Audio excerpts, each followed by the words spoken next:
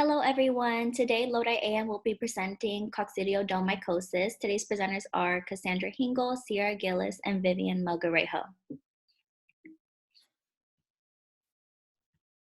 So what is Coccidioidomycosis? Coccidioidomycosis is also known as valley fever, San Joaquin Valley fever, or desert rheumatism. The infection is caused by the fungus Coccidioides, but the fungus lives in the soil. People usually become infected by inhaling the spores from the air, and infection starts in the lungs but can be spread to other parts of the body. In these severe cases, it's called disseminated coccidioidomycosis. Okay, the signs and symptoms of coccidioidomycosis include fatigue, cough, fever, shortness of breath, headache, night sweats, muscle aches or joint pain, and rash on the upper body or legs. However, many people who are exposed to the fungus Coccidioides never have symptoms.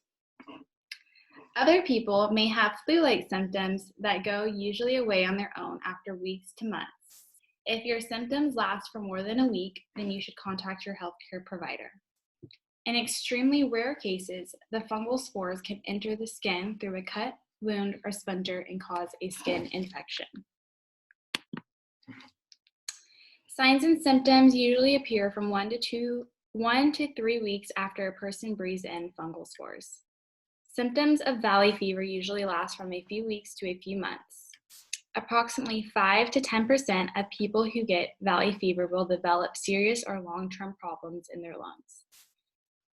In an even smaller percent of people, about 1%, the infection spreads from the lungs to other parts of the body, such as the central nervous system, which includes the brain and spinal cord, skin, or bones and joints.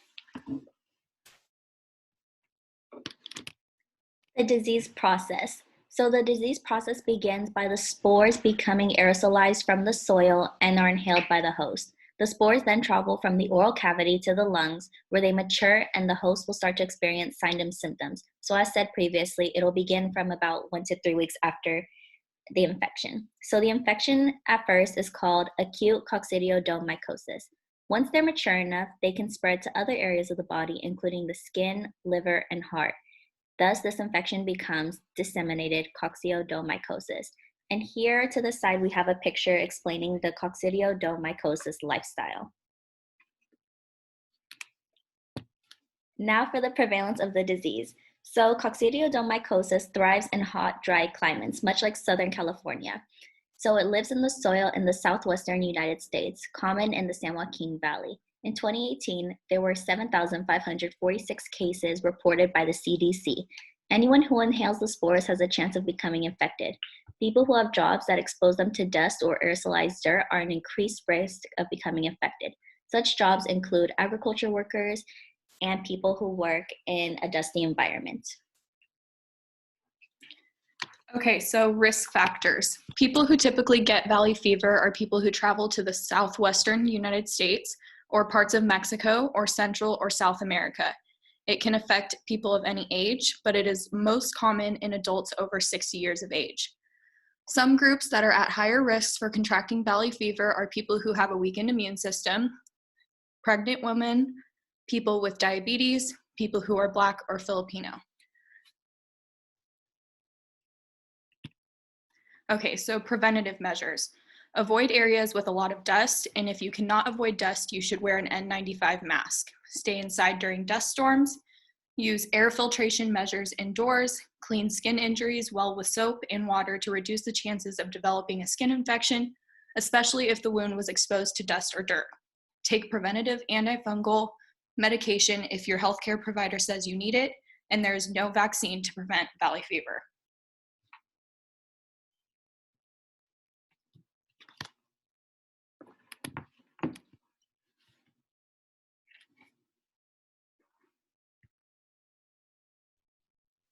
Okay, so how is valley fever diagnosed? There's healthcare providers rely on your medical and travel history, symptoms, physical examinations, and lab tests to diagnose valley fever. You can get tested for valley fever by any healthcare provider that can order a test for valley fever. The most common test is a blood sample taken by the lab looking for coccidio antibodies or antigens. Other testing procedures, such as imaging for pneumonia, which includes chest x-rays, CT scans, or skin testing looking for a developed immune response. A skin test can detect whether you have developed an immune response to the fungus, the cause of valley fever. This test became available again in the United States in 2014 for the first time since the late 1990s. Your healthcare provider might do this test if you have a history of valley fever.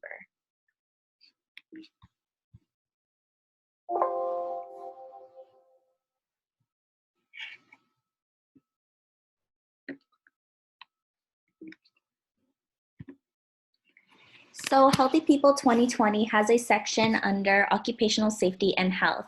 So the goal of this section is to promote the health and safety of workers in a variety of environments through prevention and early intervention. One of the diseases that they thrive to prevent is valley fever, also known as coccidioidomycosis.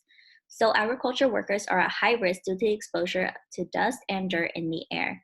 The improvements and changes made for occupational safety include using an N95 respirator mask to prevent the fungal spores from entering the oral cavity, and using air filters inside of buildings to prevent the spores from entering buildings where it's a closed space full of many people.